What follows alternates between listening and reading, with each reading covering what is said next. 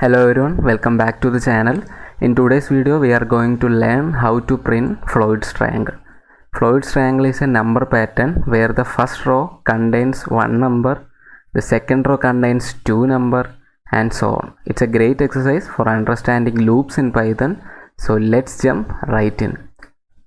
So Floyd's triangle is a pattern where the numbers are arranged in a triangular format and each row contains consecutive integers. So here's an example of what it looks like when the input is 5 rows. It have 5 rows and consecutive integers. So our task is to generate this pattern for a given number of rows. So this is the Python code for it. So let me explain it. We define a function Floyd's triangle that takes the number of rows as input. Then we initialize the variable num to 1, which will be printed as the first number in the triangle. We use an outer loop that runs from 1 to rows. This loop represents each row of the triangle. The inner loop runs for I times, where I is the current row number.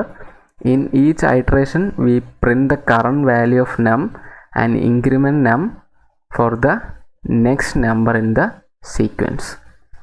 And after each row is printed, we print a new line to start the next row.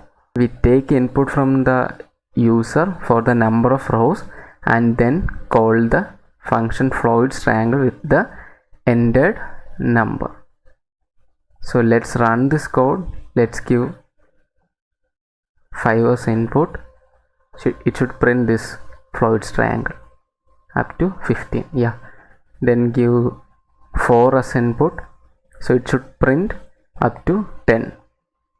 Yeah, it is printing up to 10.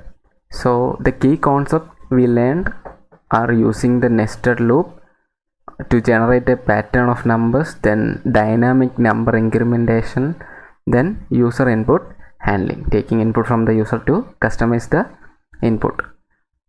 So, and that's how you can print Floyd's triangle in Python. It's a great way to practice using loops and formatting output. If you enjoyed this tutorial, don't forget to like, share and subscribe. Stay tuned for more coding challenges, and happy coding.